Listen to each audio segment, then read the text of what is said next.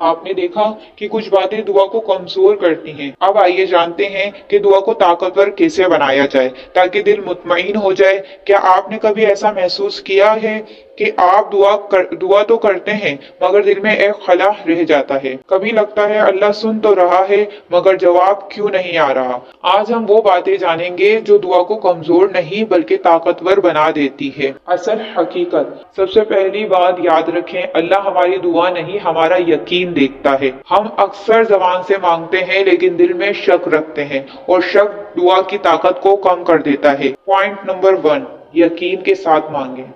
दुआ सिर्फ अल्फाज नहीं, दिल का यकीन होती है। जब आप दुआ करें तो ऐसे मांगे जैसे यकीन हो कि अल्लाह अभी सुन रहा है। अल्लाह फरमाता है मैं अपने बंदे के गुमान के साथ हूँ, यानी जैसा आप सोचते हैं वैसा ही आपको मिलता है। पॉइंट नंबर 2, शुक्र के साथ दुआ शुरू करें। जो मिला इस पर शुक्र दुआ को मजबूत बनाता है। हम अक्सर सिर्फ मांगते हैं लेकिन शुक्र नहीं करते, हालांकि शुक्र दुआ का दरवाजा खोलता है। जब आप कहते हैं या अल्लाह तेरा शुक्र है तो रहमत तेजी से उतरती है। पॉइंट नंबर 3, दिल साफ रखें। माफ करना दिल को हल्का करता है और दुआ को बुलंद करता है। नफरत, हसद, कीना ये सब दुआ की दीवारें हैं।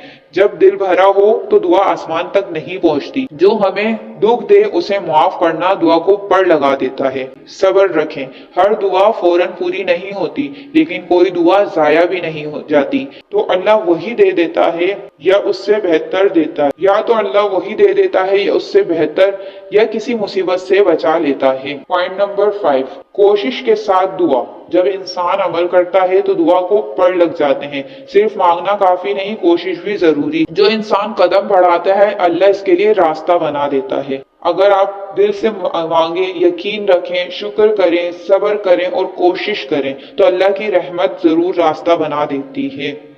अगर ये बातें आपके दिल को लगी हों तो वीडियो को लाइक करें, चैनल को सब्सक्राइब करें और इस दुआ को दूसरों तक भी पहुंचाएं। जज़ाकल्लाहु खैरा।